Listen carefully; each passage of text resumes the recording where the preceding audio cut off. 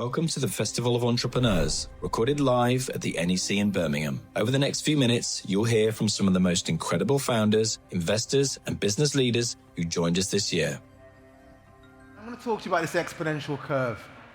Now, I can do a 1-hour keynote just on this one slide by going through it and what it all means going through time. What you've got to think about, though, is that that little zigzag there breaks the line, because that line there goes past Alex, through that wall over there, and out into the car park, North Car Park 6. Because we've spent 200,000 years where not much has changed, to be quite frank. And it was only really 200 years ago, and you probably heard this all before about AI, but 200 years ago, the Industrial Revolution. And we first started being augmented with machines rather than our own bare hands and simple levers and animals. So you saw the steam engine as a great example of that. But being a northern lad who grew up in a mill town, I like to think about power looms.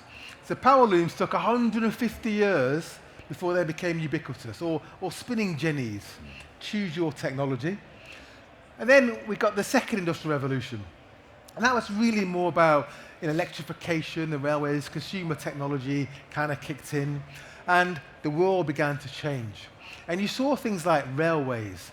Electrification is a great example, where you saw railways appear, but electrification, whole cities, within, say, 50 years.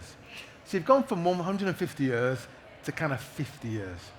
Now, you can keep going through time. We saw lots more tools come about, electric tools, white goods, washing machines, consumerization, economies grew, GDP grew, populations grew. And then what we all know and probably love is the third industrial revolution, the one really that got me into sort of business and technology. And that was platforms like the internet, telecommunications. And a business that I was in, actually, the tail end of that business opportunity with mobile phones, for example. So mobiles went from nobody had one, or they were the size of a tumble dryer, to everybody had 1.2.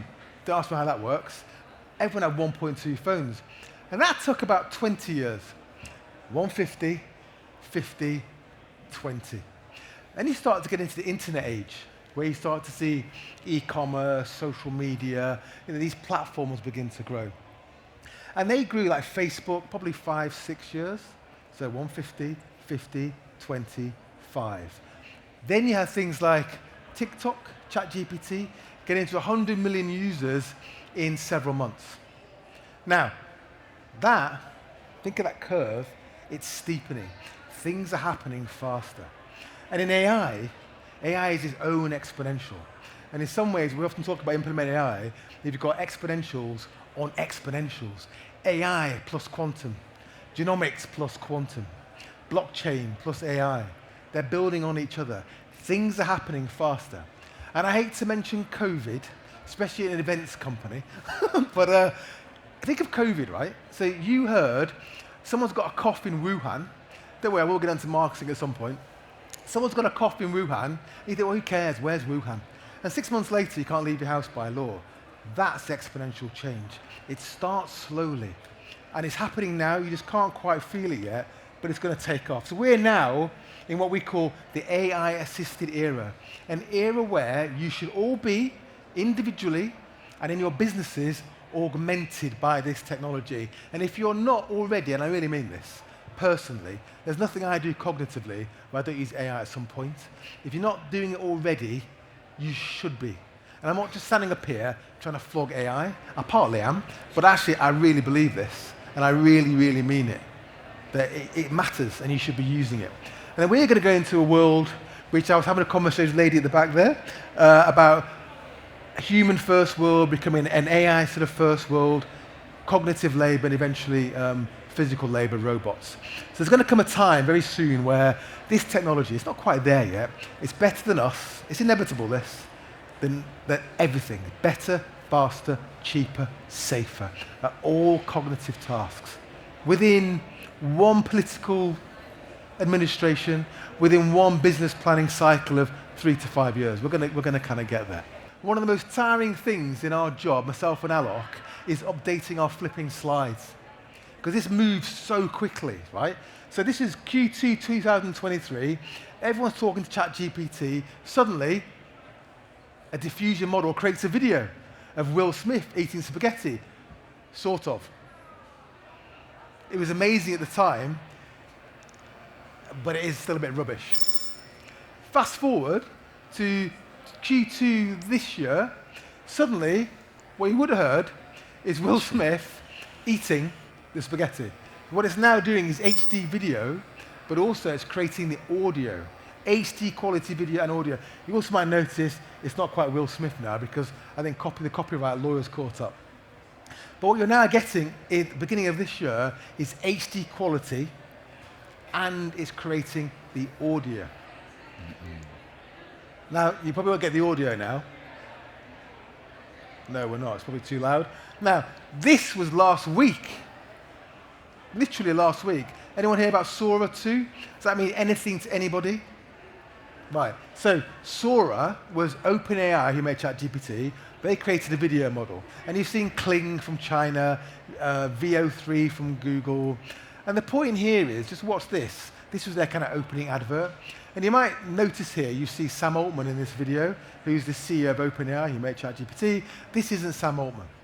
This is an AI clone of Sam Altman after he looked at his phone like that for 3 seconds. So this is where, and by the way, all these videos have perfect HD audio with all the sounds. But just watch the video. What's the quality? What's the physics?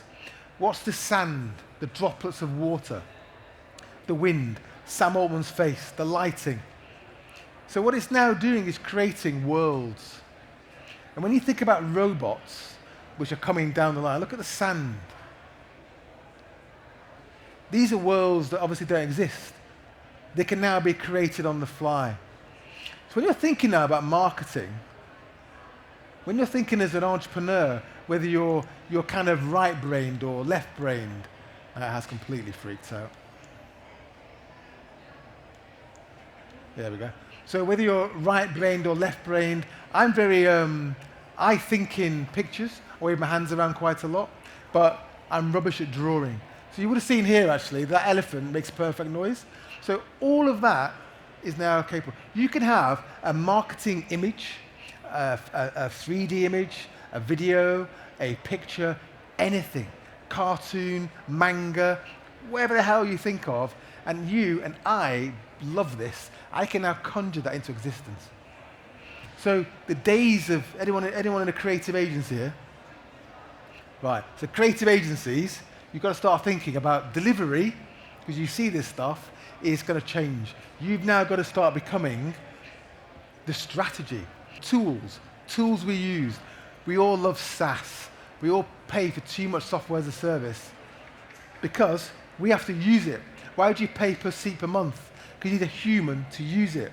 What's happening now, though, this intelligence, this technology can use the tools. It can create the tools. It can write the code to create the tools. So this pyramid's been filled, and it used to get bigger. Populations grew, GDP grew, economies grew. It's not getting bigger anymore. In fact, it's shrinking because populations are shrinking. So the pyramid, let's call it the same shape, but it's filling faster. So you, whatever you do, creative agency is a great example, copywriters, translators, lawyers, accountants, what I used to do. You've got to start moving to the top and adding value using that technology. Staying down here, hoping it won't find you or spot you or see your business is a bad plan. How do you use it? A lot of what we do is voice. Now, voice is, it's not quite video. Video is getting there. Within 3 years, easily. Who spends more time on a Friday night looking for a film than actually watching one? Yeah, feel my pain. So you're now going to be sitting in front of the TV saying, right, I want a sci-fi cowboy film with a female heroine. I want 2 different endings. Don't tell me which one yet. I'll choose when we get towards the end. And it will create a film for you on the fly. And your favorite actors and actresses will be in it because they've sold their image, their likeness to this company that's generated for you. Too expensive now in terms of the compute, but it'll get there. But voice is here today. And what I'm going to show you now is, on my exponential chart, you probably noticed the red dot. So the red dot is where you always think, yeah, but it doesn't do this yet. Yeah, a robot can't fix a car. Always think yet. AI today is the worst it's ever going to be. So we do a lot of voice. I'd say they're 95% now indistinguishable from humans. By the end of this year, by the end of Q1 next year, you won't know the difference. People don't care. When an AI calls them and they answer and they say, are you real or an AI? And the AI says, I'm actually an AI member of the Implement AI team or whatever customer has made the calls team. 99% of humans will respond, oh, wow, okay, and they carry on the conversation. And at the end, they thank it, which is like thanking your toaster. Conversation is the new superpower. Record every conversation, internally, externally, every single phone call. Recorded phone calls were something for regulated companies, or you picked a few to check it for the sales compliance or training or some other compliance. Now you can analyze every single phone call for all of those different dimensions, find happy customers, reactivate customers, and engage customers in new ways. So I'll just finish on this slide, really. Well, what you do, what we find ourselves working on and implement AI is not getting rid of people, right? It's about augmenting yourself, augmenting your team. I always say there are, am I going on? I'm letting you roll, man. We always say, I said there's three vectors: variability, value, and velocity, right? If you're low to medium value, AI is pretty good at that. AI is not going to sell a private jet to somebody over the phone, right? It's not going to happen. High value. Or edge cases, someone who's vulnerable. Maybe a human has to do that. Then you've got velocity, huge amounts of data. So think of it as a fighter pilot with a system tracking 200 targets at once. AI can do that. Humans can't. It can multitask. Men certainly can't do that. Then you've got value, which I've kind of covered, velocity, then you've got variability. People often say to us, well, I've got so-and-so that does this, and a bit of that, and a bit of that, and on Tuesdays they do this. That doesn't work. AI is like what Alok calls a clean workflow, ideally linear with steps that are understandable. So if you've got something which is low to medium value, it is AI. If it's high velocity, lots of data, it's AI. Low variability, it's AI. Tick all those boxes, getting AI to do it. Repetitive, mundane, very good at it. If it's high value edge cases, if it's low velocity, and if it's high variability, go and get a human to do it. AI is not going to be very good at doing it. Everything in the middle is a machine-human partnership. It's an augmentation. It's a teamwork. That's what we focus on. And the AIs are getting better, actually. So they're going to be able to do more of what humans do over time. But focus on revenue. Yeah, you can take costs out, we'll come on to that, but revenue is the opportunity. You can engage customers, reactivate customers, listen to all your phone calls. If you've got recorded phone calls, go and analyze them all, and you will find, I'm telling you right now, tens of thousands of pounds of opportunity just sitting there. Just revenue you've just missed, it's there. So revenue is where you start, because that's always more exciting. But as you grow your revenue, the frustrating thing in business is your cost base follows it. And you've got this fixed margin. It's so frustrating. What you want to do is detach your cost base from your revenue growth. That expanded gap is more margin, more profit, more dividends, more valuable business. It's wealth creation, essentially. So what you have is finite resource, human resource, financial resource, whatever resource, your machine resource, whatever you've got. You want to increase your capacity, whether it's your human workforce, grow your capacity without actually growing your cost base, or in some cases, without growing your workforce. That's what AI allows you to do. So I'll give some examples. A great example, one of my favorite ones, I'll get the numbers slightly wrong, Alok will step in, is recruitment company. 200,000 people in their database. They can contact 5,000 a year with a team of 3 or 4 people on the phones all day. It's soul destroying. Don't tell me humans evolved to do that job, right? It's soul destroying. We send AI, it makes thousands of phone calls, over nearly 3,000, has a 700, 600 odd conversations, and books 50 jobs in 3 hours. Humans can't do that. And their problem becomes too many leads. Nice problem to have. So what you then start to worry about when you're putting AI into your business is the second order level issue. How do I deal with all these leads? How do I deal with this new revenue opportunity? How do I deal with having that more capacity? And the last one, which is really where marketing comes in, is if you've got 100,000 people on a database, you can send them 10 emails of 10,000 people, 10 different emails based on their persona.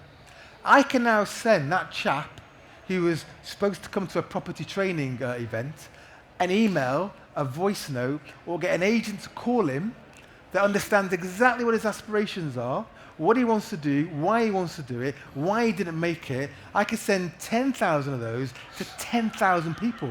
When people talk about hyper-personalization, we all kind of glaze over, but it's here and you can do it. You just got to think about how you go about it. So hopefully, a guide there, something to think about, and I'll have a chat with Alex about where we go from here. What are some really good shortcuts that people can think about using AI in their business?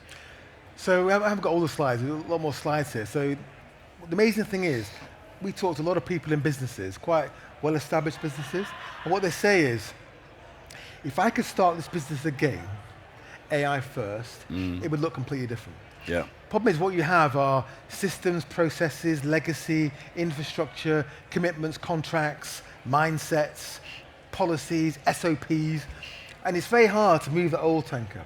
So if you're starting again, you've got to think about, or starting a new business, what would it look like if I absolutely use this technology to the nth degree? And the point is, on the exponential curve, you might be using thinking, well, it's kind of good at this, it's not quite ready yet, but in 6 months, it will be.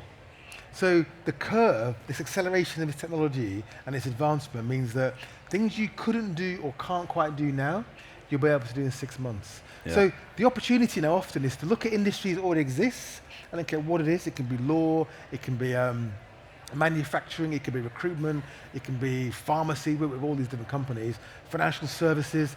Look at the industry and say, or do what you do, or step out of the current business you're working in, start a new one and think about, how would I do this if we think in terms of teams, if my sales team, my support team, my customer success team, my analytics team, my compliance team, you can keep going, my computer use team, it does remote work basically.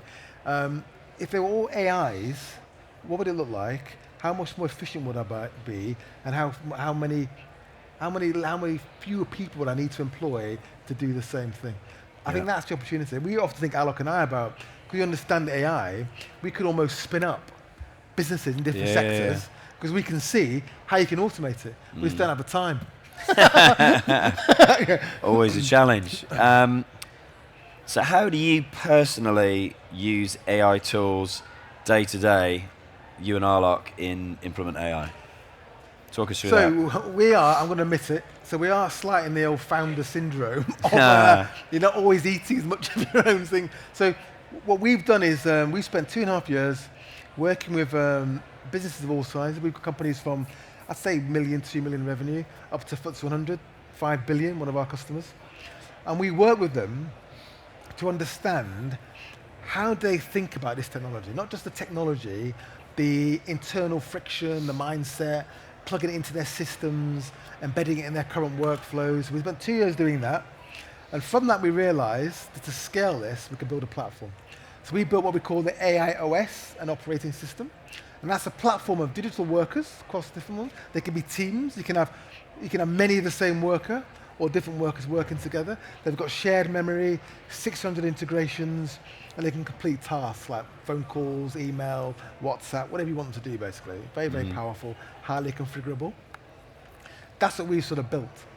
And what we want to do is help organizations understand that you can pick this up and embed it into almost any business. Yeah. I think I'll answer your question then. But. Given you've been in this space for quite a few years now, outside of your own business, what are some of the smartest ways that you've seen AI being used beyond just, like in my industry, podcasting, creating content? Yeah. You know? So, your question was actually in our business. Yeah. So we are now going through our own business, looking at it and saying, right, so our business is, you cannot talk to anyone and implement AI before you've spoken to an AI. Because our view is, if our AIs aren't good enough to do our sales qualification, why the hell is someone going to buy them from us? So our challenge now is our pipeline is onboarding it, getting it up and going as fast as possible. So we're looking at ways of automating that. So Alok's got flipping AIs, setting up AIs. It's like the film Inception. So we're kind of like trying to work out in our business, where are the bottlenecks and where can we use AI to optimize the workflow? But there are some points in there where you can't. You need a human in the loop. Yeah. So we're doing the same thing. So what was your question again? It was... Can't remember now. I know. So, no, the second one. No. What are some of the smartest ways you've seen? So I'd say that the smartest ways is just not always smart, just understanding how do I take out the mundane and then go back to that list of sales. Start with sales. How do I find missed opportunities? How do I reactivate customers? How do I personalize the approach? How do I call them and engage them in new ways? How do I increase my capacity so I can actually just grow my top line? Because that's what we're all here for. Yeah. No one gets that excited about reducing costs, which you can do. And I would say that the most obvious way you could use AI, I think, is voice. Is record everything, that's one thing. Analyze everything, that's the second thing. And then start using voice to engage with customers in new ways. Engage with it out of hours is a great one, for example. Analyzing data, reactivating customers. You shouldn't have people look at FAQs and filling out forms. Just talk to somebody. And customers, don't worry about it. They don't care they're talking to an AI. The other one often is analytics. So most of our AIs, whether it's sales support, computer use, an analyst agent somewhere in that workflow makes a massive difference. Yeah. So for example, if you go to our website, you talk to Lexi, she'll do a basic BANT sort of qualification on you in a nice way. She will then send you immediately a WhatsApp and an email with a summary of the call, some AI implementation ideas, all branded, nice bit of collateral, WhatsApp email. Unlike the call there, they can now book meetings in your Gmail calendar or your Outlook calendar. She then will pass it on to another agent that will then enrich it and look at LinkedIn, Company's House, the internet, news, look at you, your business, fill out the blanks, and then pass it to a salesperson. So now when they talk to you, they've got a lot more insight and context about who you are and what you're trying to achieve. You can't do that any other way. And she will talk to you. I was sat at, watching a film, when I did manage to choose a film, at 9:42 p.m. My phone goes ping.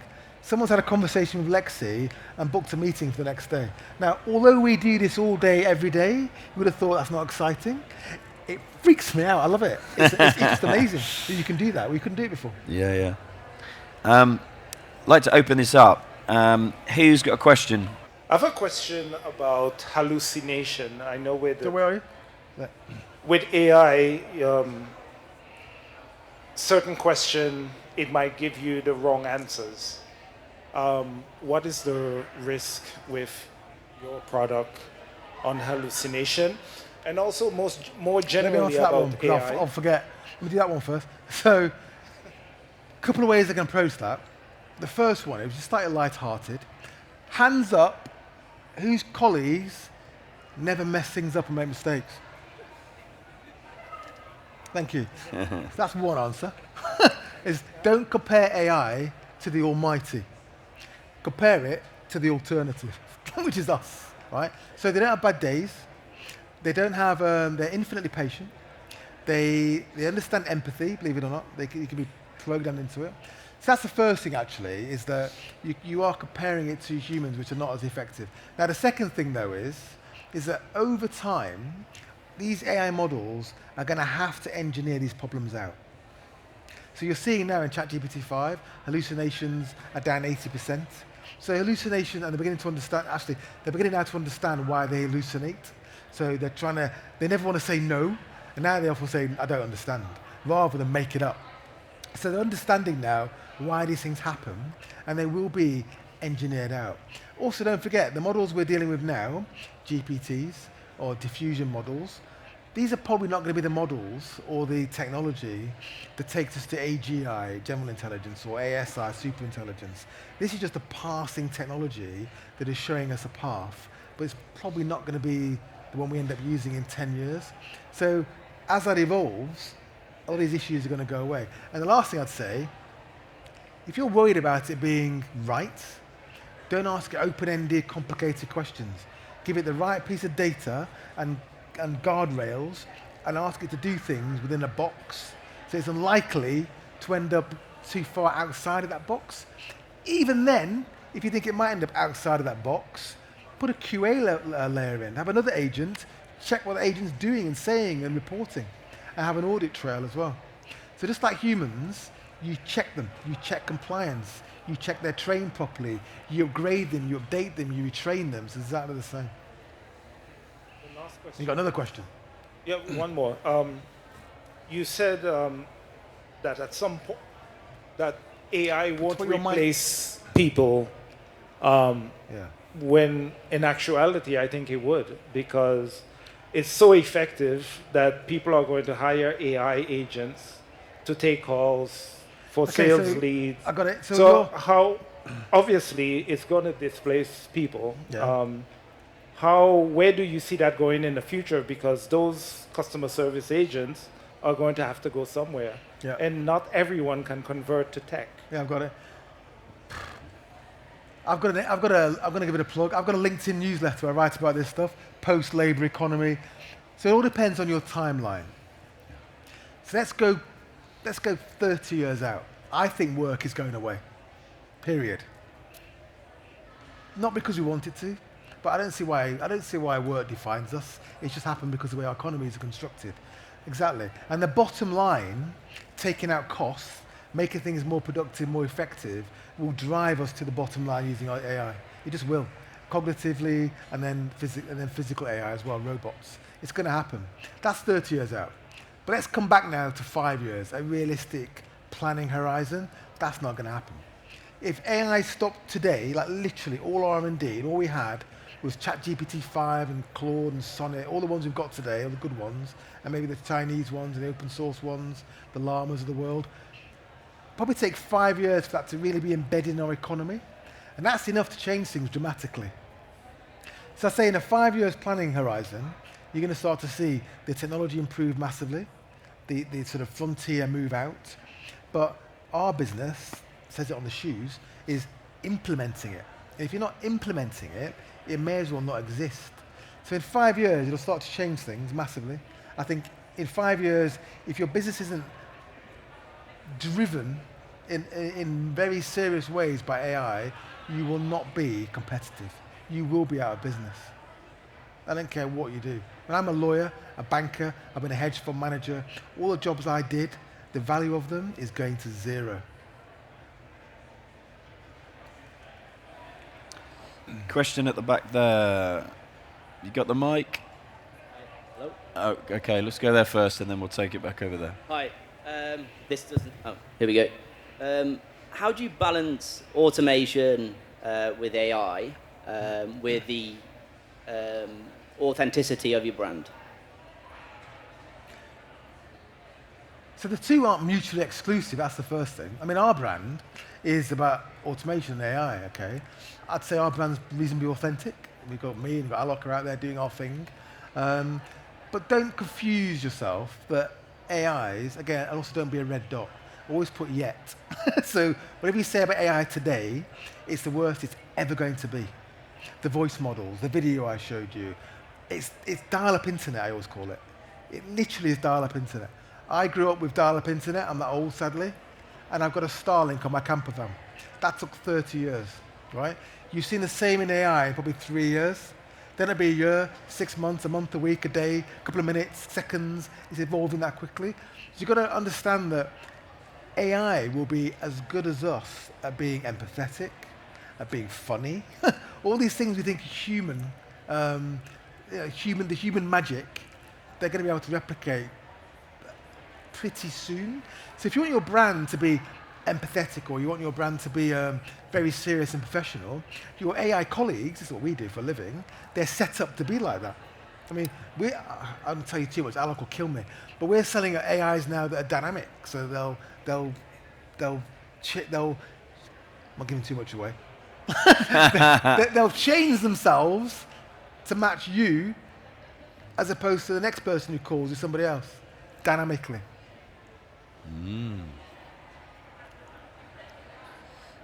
A bunch of questions. Yeah, Lou, you got the mic? Yeah. Awesome. Thanks, Piers. So the quick question, being a founder, so what one decision would you suggest, would you force every founder to take this year? Say that again.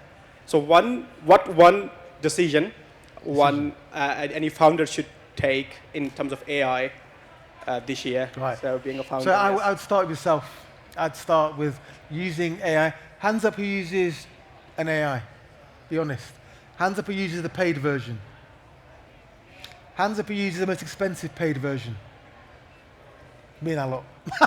That's pretty good actually, because it's 200 quid a month, and you think 200 quid a month. Why on earth would I pay 200 quid a month for ChatGPT Pro? I'll tell you why. Because it's going to cost you.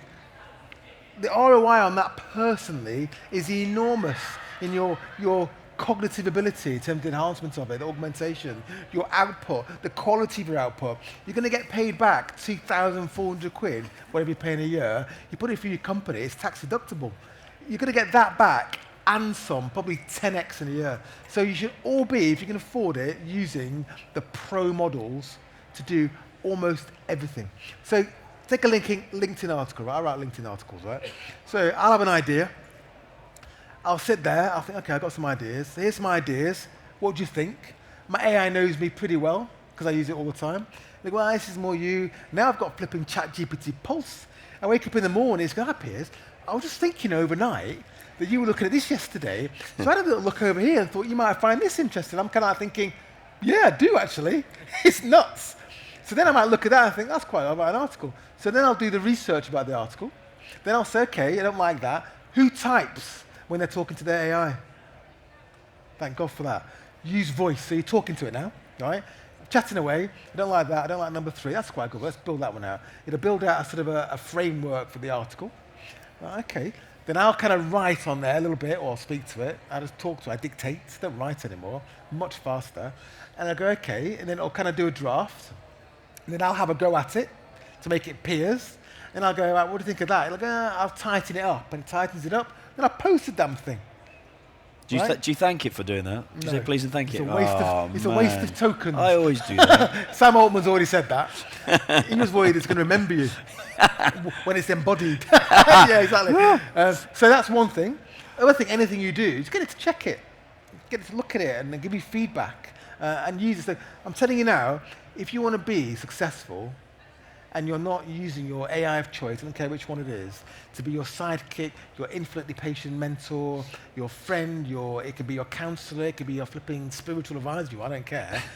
Literally, for everything you do, you are missing a trick, and I find it's mind-blowing, right? And I'm sort of, educated, trained, I've been a lawyer, and I can lots of different things, and I find it mind-blowing, the places it just takes you.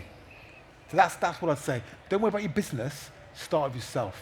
And once you do that, okay, hands up, who uses AI a lot, again? Who used it in the last week to create an image? Create a video? That's pretty good. So to think about images, videos, content, marketing, like I showed you there, just use it and become, and I really mean this, become expert at it. Because one day your kids are going to ask you. And if you're an expert at it, your chance of success in all you do in life are going to be a lot higher. I'll talk about that. I'm not religious, right? I'm an atheist, right? But I kind of grew up religious. And I wouldn't sit there talking about it being like preaching to me. But I do have questions, and I'll bounce it off it, and it'll come back and talk to me about it. And I don't need to worry about who's listening. That's the beauty of AI. Yeah. There's no one else listening. It's you and the AI. Hi, Piers. As predominantly all business owners, what do you see as the legislation that's on the horizon for this? What do you see as the levies? Because obviously we can't, surely the government can't sit aside and see communities destroyed and jobs lost. What do you see as the 5 to 10 year levies on businesses for using this? Go read my article on my LinkedIn about post-labour economy. So you've got universal basic income, conditional basic income, universal high income, dividend trust. The ways in which you can change the fiscal structure of society to support people. I think that's some way out. The problem is, I'm a qualified lawyer, right? And I was a trustee of Nesta, the UK's largest innovation foundation. And we did a lot of research, when I say we, people working there did, not me, a lot of research on regulation, anticipatory regulation. So trying to regulate for things ahead of them happening. If you imagine the amount of variables that happen as you go through time, it becomes impossible. So they kind of gave up on it, really. So the regulators and the institutions, education, government, fiscal, law, the lot, they're really going to struggle with keeping up with this technology. Because in a linear world, they've struggled. Look at the Child Safety Act, right? It's already out of date. It took them 5 years to put it together. Now, in an exponential world, the regulator won't keep up. The other night, you'll love this story. Go on. I was sat at a dinner last week. There's this nice lady having dinner. And she said, what do you do? I said, I do AI, digital workers. Oh, fascinating. How does that work? Oh, we do voice agents, outbound, inbound. They're like humans. You can't tell the difference. She said, that's amazing. You should come in and talk to us about it. I said, what do you do? She goes, I'm Dame Melanie, the CEO of Ofcom. So I was kind of like, oh shit. Yeah.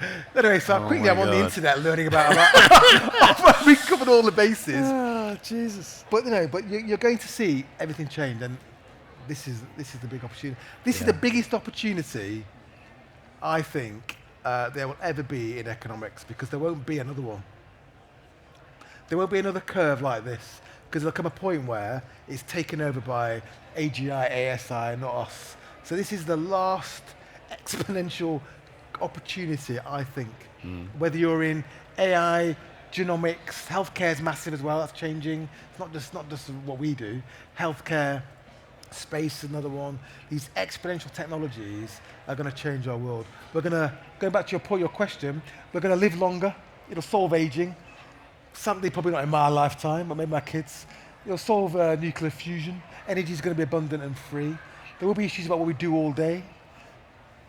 But I guess we're giving up that and worrying about that for the upsides. Thank you all very much indeed. Thank you, Piers.